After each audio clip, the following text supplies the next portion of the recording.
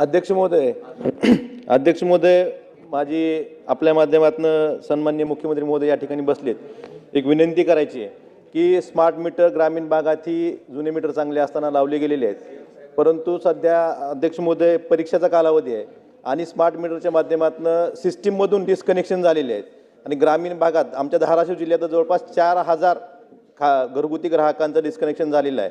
आणि अध्यक्ष महोदय नोव्हेंबरमध्ये 700 रुपये बिल येतं, डिसेंबरमध्ये 800 रुपये बिल येतं आणि जानेवारीमध्ये एकदम 15-15, 20-20 हजार बिलं अशी घरगुती ग्राहकांना आलेली आहेत.